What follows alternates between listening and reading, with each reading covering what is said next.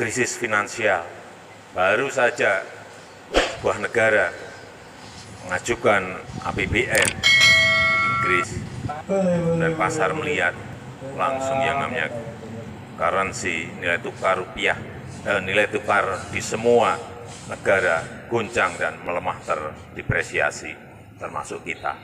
Hati-hati ketidakpastian itu. Dan tiap hari kita selalu diingatkan, dan kalau kita baca, baik di media sosial, di media cetak, semuanya.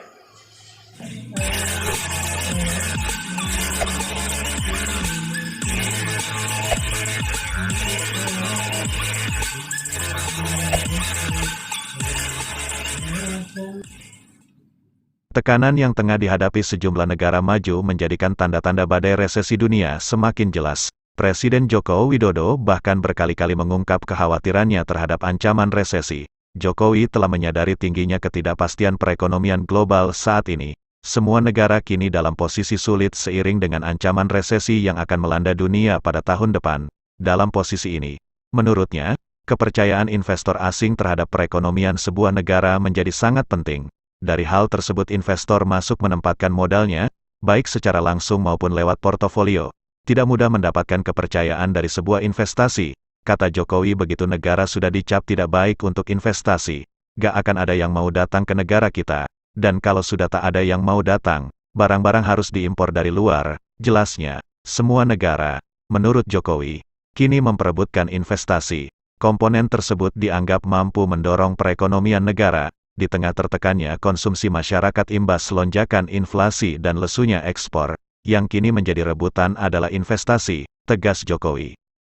Kenapa investasi? Karena dengan investasi itulah nilai tambah akan diciptakan, lapangan kerja akan diciptakan, penerimaan negara akan muncul, cadangan devisa akan muncul. Presiden Bank Dunia sebelumnya telah membeberkan bahwa pertumbuhan global melambat tajam sehingga lebih banyak negara jatuh ke dalam resesi. Negara-negara di dunia pun diimbau mendorong kebijakan yang bisa menghasilkan investasi tambahan, meningkatkan produktivitas, dan alokasi modal. Pasalnya membawa dampak cukup besar. Pada pasar finansial, resesi menyebabkan Wall Street sebagai kiblat bursa saham dunia ambrol. Begitu juga dengan mata uang selain dolar Amerika Serikat. Melansir data Refinitiv, indeks S&P 500 sepanjang tahun ini sudah jeblok lebih dari 25%, dan berada di level terendah sejak akhir 2020.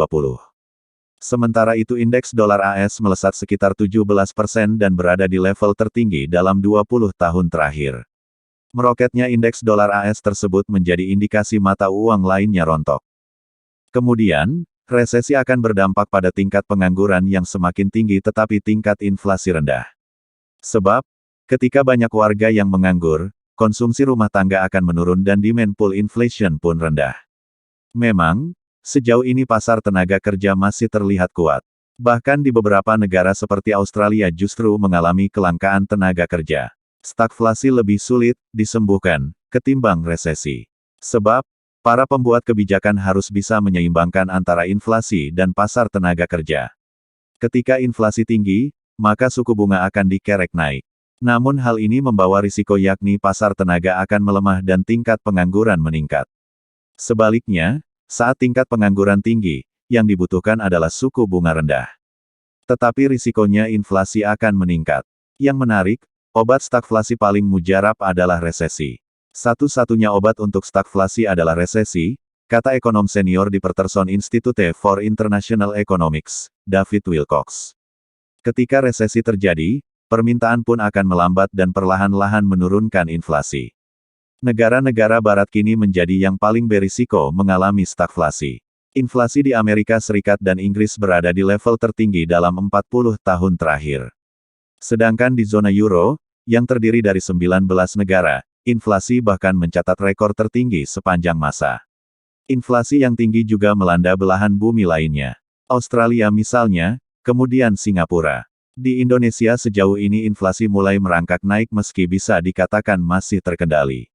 Namun, patut menjadi perhatian bagaimana perkembangan inflasi ke depannya, apalagi setelah kenaikan harga bahan bakar minyak BBM subsidi.